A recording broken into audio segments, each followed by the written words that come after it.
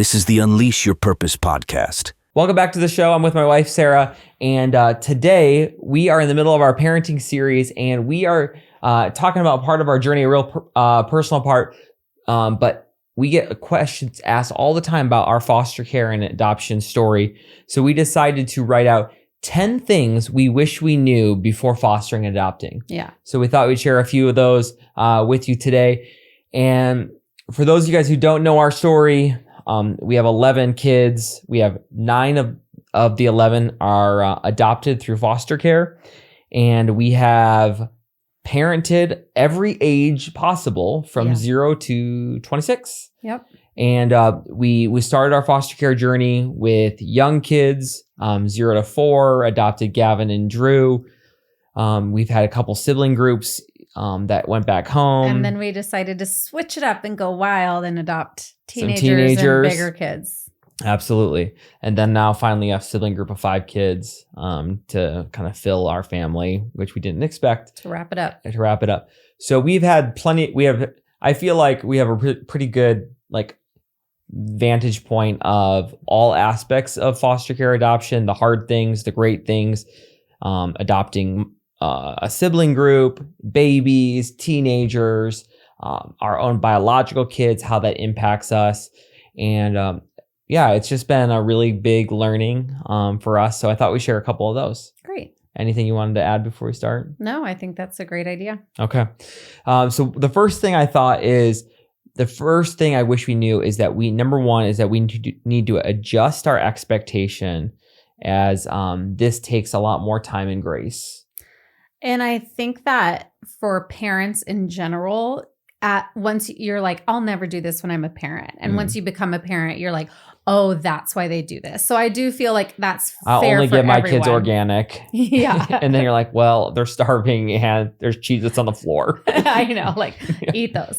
But I feel like, especially with fostering and then adopting, we have significantly, not that we've had to lower expectations, and in some ways we have, and not to their fault, but we've had to adjust our expectations as parents, and what kind of our house standards are, or knowing what their potential could look like and calling that success. Yeah.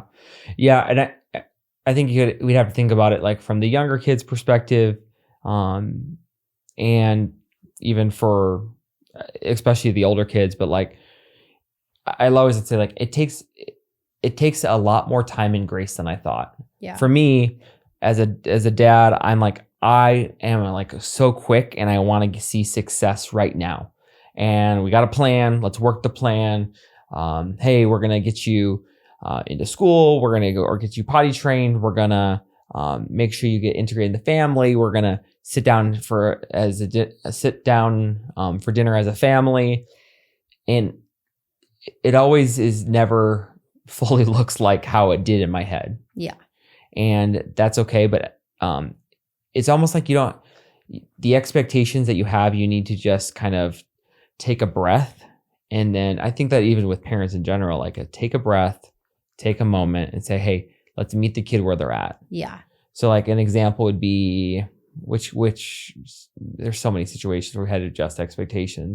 Something that we've learned, especially having kids that were in maybe a Title I school and then moved to a private school, was adjusting expectations on grades. And we even did that for our kids before we had any kids move in, just knowing are you giving your best effort in this class? Are you being kind to others and respectful to your teacher? Then if you have a C, that's okay. Yeah. And we used to take phones away for C's. And now we're like, great job. You got a C. Awesome. You're doing your best. Exactly. Yeah. I think our metrics probably have evolved. Yeah. Is looking at each kid is hey, do we see growth and movement in your effort? Are you trying to become a good, compassionate human? Are you hardworking and honest? Yeah. Those are bigger values to us than just all the grades. And if you didn't do your recorder homework, well, yeah, we'll be all right. Yeah. Yeah. So adjusting our expectations kind of was a big one for us. Talk about number two. Number two is, this is a little bit out of order, but when you start in foster care, what I didn't anticipate is that the learning number two is that you have a lot of people in your business, in our life. The amount of professionals, and I use that with like little air quotes of professionals that tend to want to give their opinion and insight on how to raise the kids was very shocking to me. Yeah. And how many people have a stakeholder in, because these kids, when you're fostering, they're one, in our viewpoint of our faith, like all kids belong to God. They're not even ours, even our biological kids, they're all God's. But the legal guardian of kids in foster care is the state that they're a part of. Yes. And so we are what they call the physical guardian. We are the ones who have the custody of the kid physically, but we don't have the legal rights. No, we do the work 24 hours a day, but we don't get to make decisions for the kids. Mm-hmm. That sounded like a little jadedness. It is jaded. I am jaded. Yes. Yeah. This is 15 years of doing this. A 23-year-old kid who doesn't have kids and hasn't fostered is in charge of kids in the system. Yeah, there was always these funny moments where this kid with a humanities degree who just graduated college came to tell Sara and I, as 40-year-olds who have raised 11 kids, of how to handle a situation, which, bless their heart, like they don't know. But I'm like, and then you have to act like, oh, that's a great idea. Yeah, because you don't want to make the state mad. Yeah. And in regards to, like, for those who are in doing this, the ministry of foster care, like there's a lot of people involved in a kid's case. Like there's lawyers. There are sometimes CASAs, which are court appointed special advocates. There could be therapists. There are obviously the case manager, and then the biological family that does visits. So you have a lot of people around a kid. And what was always a challenge is that the kids is with you. So we had to be like a buffer for, like, what we would do is, like, I try to buffer for the kid and the state, meaning I don't want the kids to have to feel like they're a foster kid. I don't want them to feel like, hey, because what's hard is, like, our kid will say he's been in foster care for 4 or 5 years. The caseworkers, they have like set questions they have to ask. And are you safe? Do you like where you live? Do you want to do this, that? And every month getting those same questions gets very exhausting. And it almost feels like you're like, what normal kid gets asked those questions? Yeah.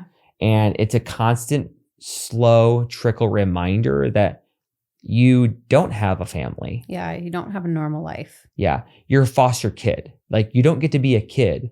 But so for Sara and I, like, I would try to be so careful. It's like, hey, you are not a foster kid. You are you.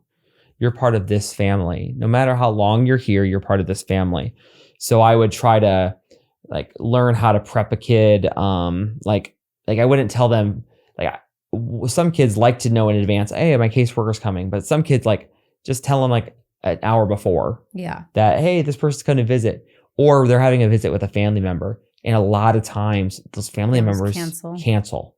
So the kid's excited looking on the calendar for a visit with their mom. And the mom has their own issues. Yeah. And mom just goes MIA. And a kid is dressed, sitting in front, waiting for to go down the visit, and no show. That just disrupts this kid's the whole day. And then we, as the foster parents, have to buffer and pick up the pieces, which is what the part of the job is. But week after week after week of misses, and the kid being grieving and going back and forth. And what happens is then they're could be mad at us, mad at the state, but really what it is they miss their family. Yeah. And they miss, and their heart is hurting. Yeah. And you get to be that safe security blanket for them in a lot of ways. But just like the people you're closest to, sometimes you become the punching bag. Mm-hmm. And that's okay. Like, and you have to adjust your expectations for that. And I think we need to be careful not to get defensive Yeah. and blame the kid. Well, I didn't do this to you. I go, son, that is so hard. I'm sorry, mom didn't show up. Hey, we're gonna have pizza for dinner. Let's go play basketball beforehand. Yeah. And just trying to divert it. Yeah. And so yeah, that was a big learning for us, is that how to prepare and learn that we have a lot of people are involved. Mm-hmm. Anything else to add on that one? No, I would just say that one tip we have, if you are a foster parent, it used to be that they would call us and say, hey, I have this date, this time.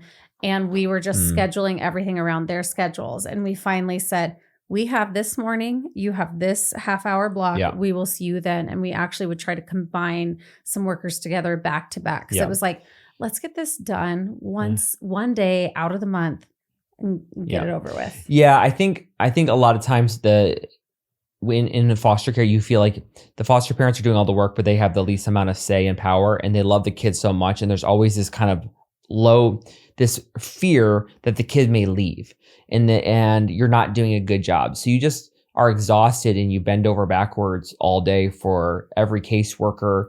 And at 6-7 o'clock at night, hey, can you do this? Can you do this visit? We had one on Saturday once. Yeah. Like never again.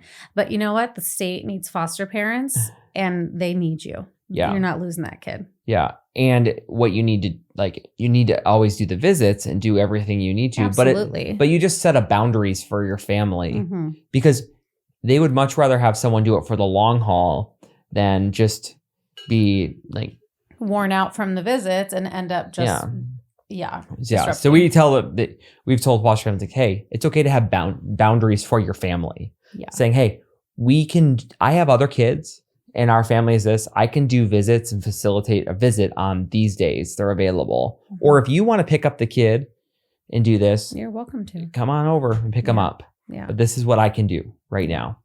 And setting boundaries for yourself so you can do it for long haul is really good.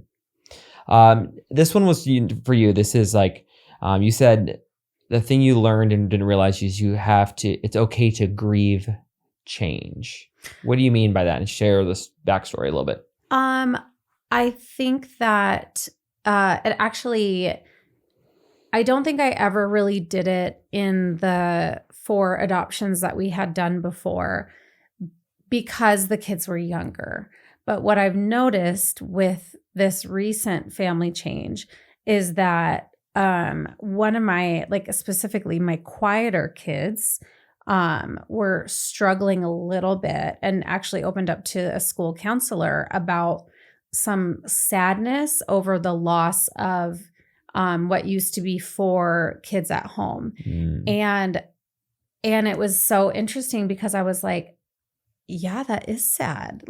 And it's okay to grieve what life did look like because that was beautiful and fun and wonderful. And life is still very great and beautiful and wonderful. And it will be even bigger, but it's okay to feel sad sometimes about the little losses. And I think your loss of time, your loss of individualism with one-on-one with kids.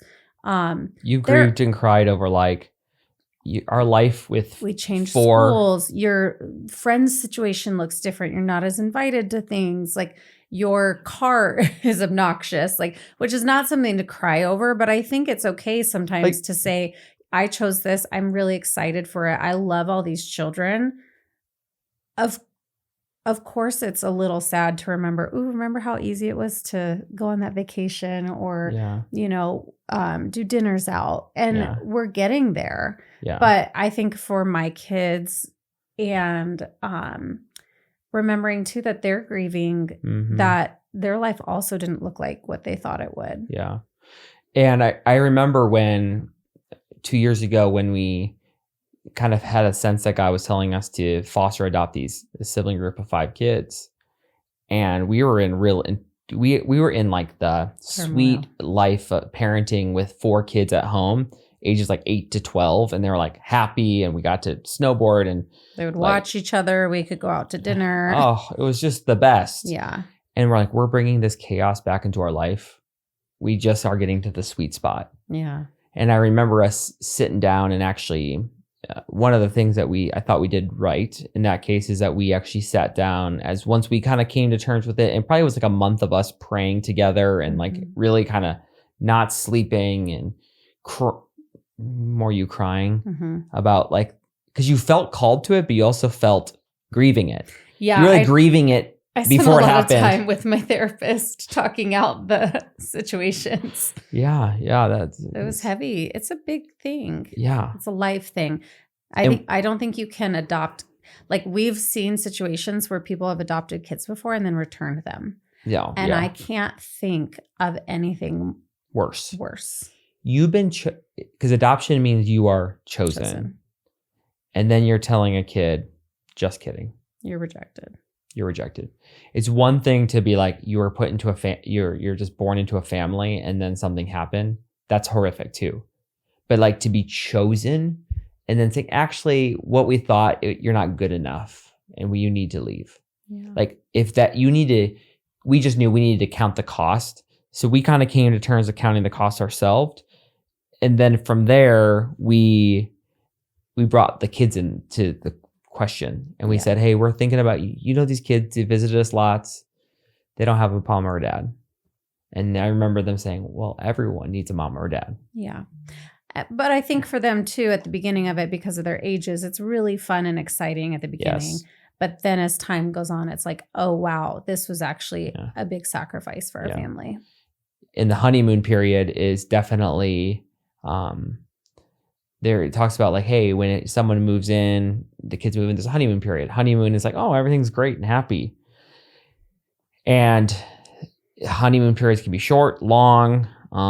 For the recent adoptions, I think it was fairly short because it was just sheer number of like, it wasn't actually the behaviors and kids it took them about 6 months to act like themselves, which actually acting themselves is so much more beautiful than them nervous, not. But it's just the number of kids was like, oh, there was like no honeymoon for that situation. No. Yeah.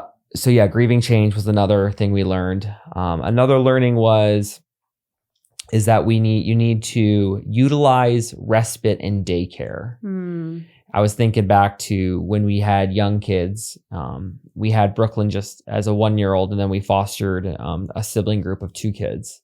So you went from stay-at-home mom of 1 to 3. Yeah. And we knew we were called that, you're grieving it. But these kids had a lot of behaviors and challenges. Yeah. And you had this like mom guilt that you needed to just be with them 24/7. And I was like, no, these kids have been in daycare before.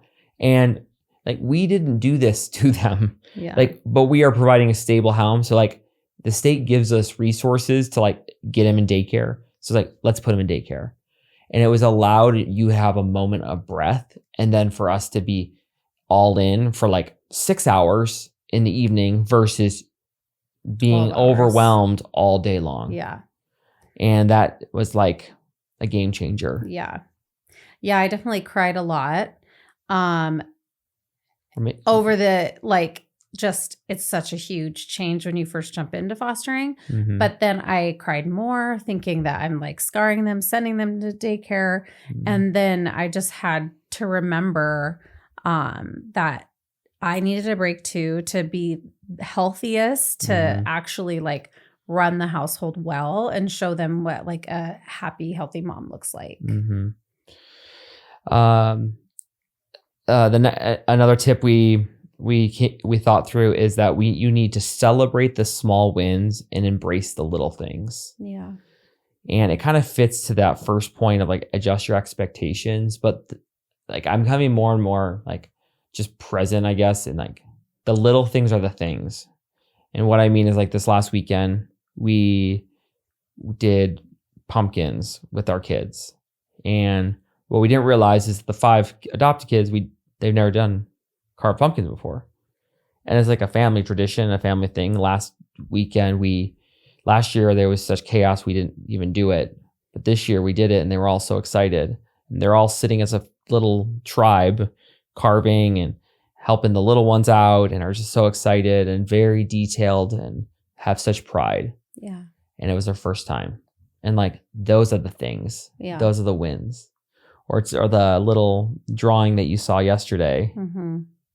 Of Denitza created like our family tree and had dad on the trunk and all the names, and the fact that she added all of the names because those are all of her siblings. And I thought that was really sweet that she does that on her own. Yeah.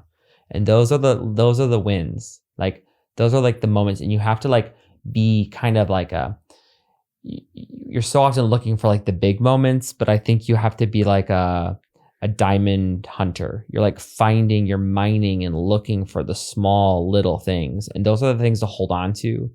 Like watching last night, we were going to bed and we're such good parents. We were letting our kids watch The Walking Dead. Like, we all have our things, okay? Yeah, and so we watch inappropriate TV, all right? Stranger Things, Walking Dead.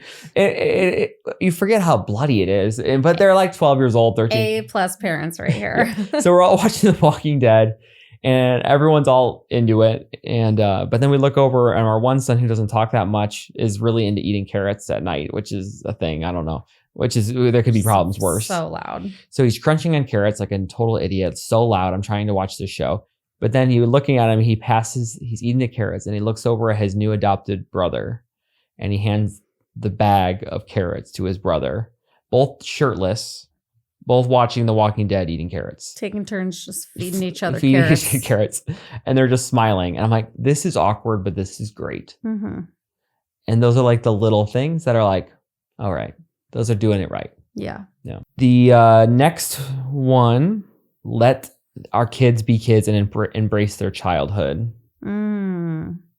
Yeah, I think that remembering their ages are not always their ages. Mm-hmm. Specifically, some of our other ones that we've adopted in the past have, depending on where their trauma was in their childhood, it kind of brings you down a few years. And so we would have a 16-year-old who was about 14 or 20-year-old who was about 18. Yeah.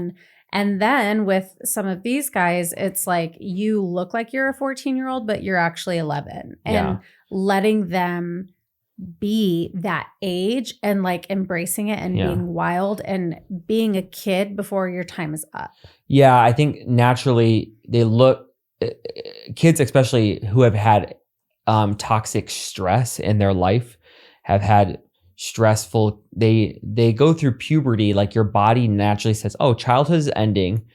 Biologically, it's telling your body like, all right, time to grow up. So what we've noticed is that kids in foster care tend to mature physically earlier than kids who haven't experienced trauma. So you get these kids who are 12, 13, and like, man, you got a mustache, and you think, oh, but they're just kids. And at first you kind of want to treat them like a teenager. But I think the best option for a foster parent is to be as cheesy and help them embrace their childhood as much as they can. I think one of the sweetest things I remember is when our boys had a friend spending the night. Our 13-year-old has his own room, but he wanted to go upstairs and sleep on the couch just to be around the boys. And like just to have an at-home sleepover, but it was like, oh yeah, like you get to do these things or build the fort or lay on the couch or whatever it may be. Yeah. And you just watch these kids, like you think this kid should be 14 and trying to like no interest in girls, but what he is interested is like farting on his brothers and being wild and crazy and making awkward noises and like acting like a raptor, which is new and strange, but also kind of awesome. Yeah. And so letting them be, even our 26-year-old daughter, she comes over family dinner and she's like, I want to spend the night or I want to do this. Like, no, you have your own family, go home. I'm sorry. I just want to be a kid. I'm like, no, well. Yeah, I know, I do too. I go, I don't want to be an adult either. The next one is a little harder one. It says, coming to realization that you don't have as much control as you wish you did as a foster parent. What I mean by that is kind of going back to like the state is their guardian. Like the workers. And like the court system is very involved. Yeah. And always the goal is to get the kid to go, if you're fostering, to get them to be healthy enough and their parents to be healthy that they can go home. But many times it doesn't happen. I think about 50% of the time it doesn't. And I remember when we had adopted Drew, it was almost 3 years in Yeah. court of no involvement. And then the dad got out of prison and then wanted to get him. And then I had to do visits, and it was just so emotional after years of attaching to this kid. And I remember God gave you that verse. The Lord will fight for you. You need only to be still. Exodus 17:17. Yeah. Or 14:14, I think. I know. I always say that. Yeah. It's one of those. It's in there. It's in there. And it's like just being still and trusting that God is got it. And that is, I don't know how you do this for the long haul if you don't have faith, if you can't trust that there's a bigger picture, because it is beyond exhausting. And that's something that has anchored us and kept us going for sure. All right. And the last one.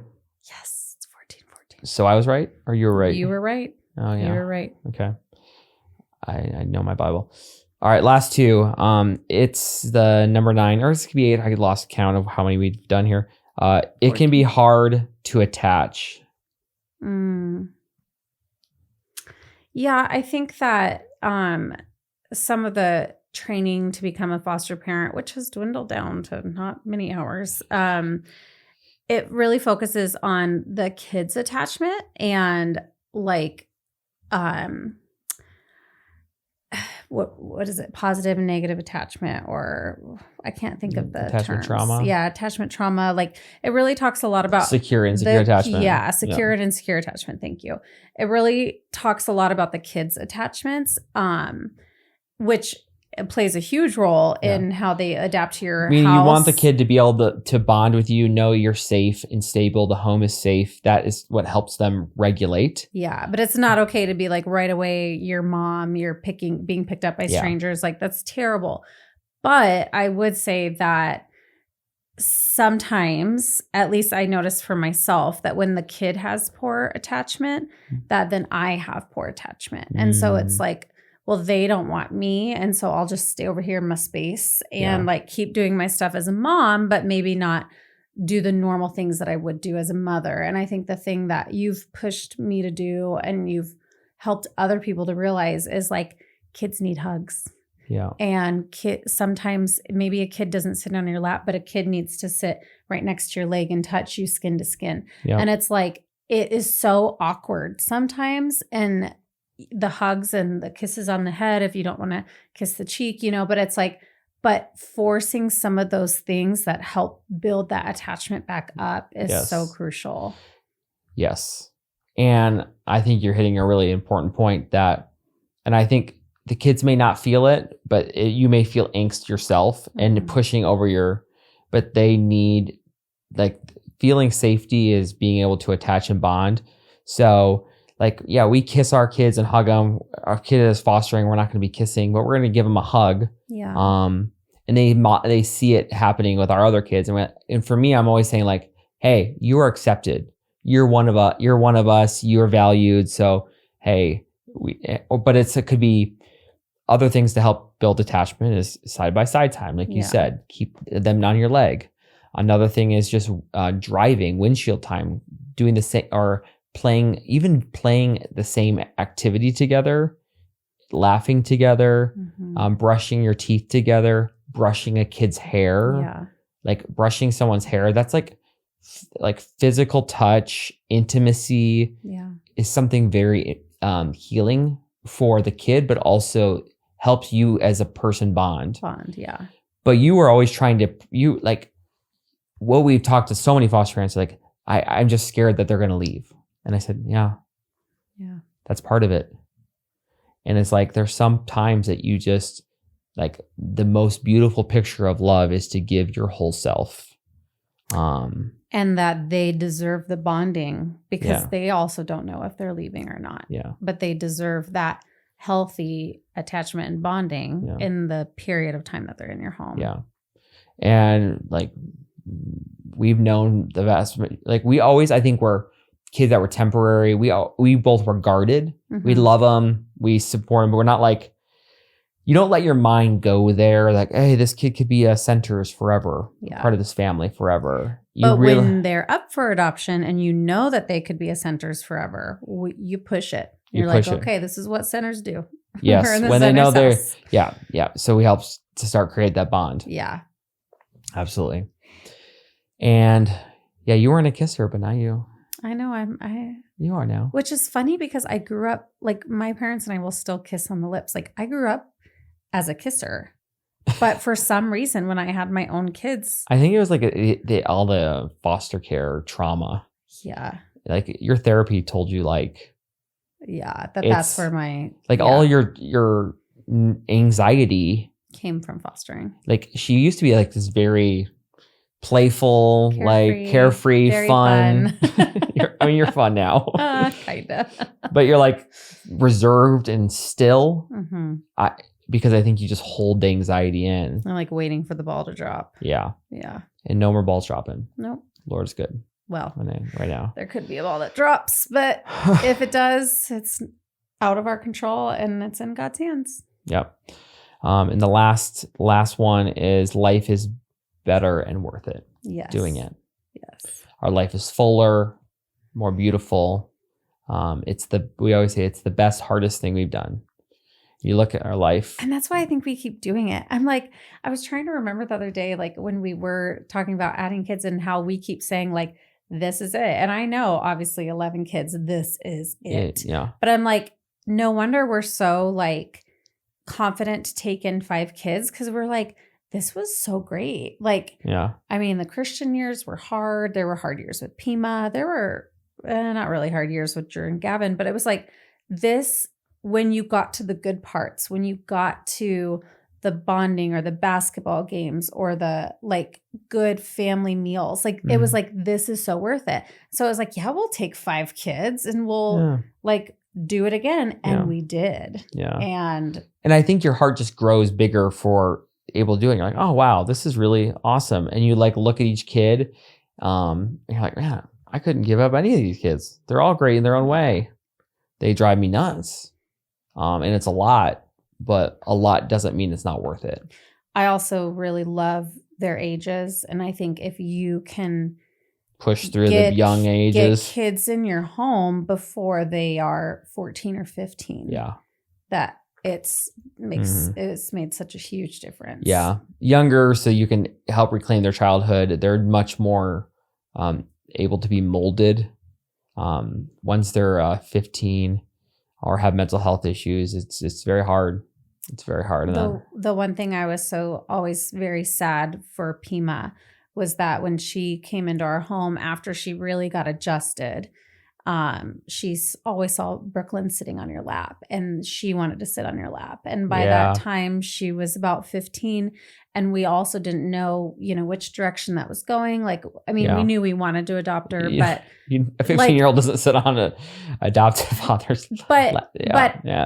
What looked to her like was rejection was actually just some appropriate things and appropriate choices. And I so badly had hoped and wished for her that we would have met her at 10 or 11 even. I mean, 10 or 11. Now that would be... She just always says like, I wish I could be a kid again. I wish you could have got me when I was young. And I'm like, I wish we did. Yeah, I wish we did. So... Yeah.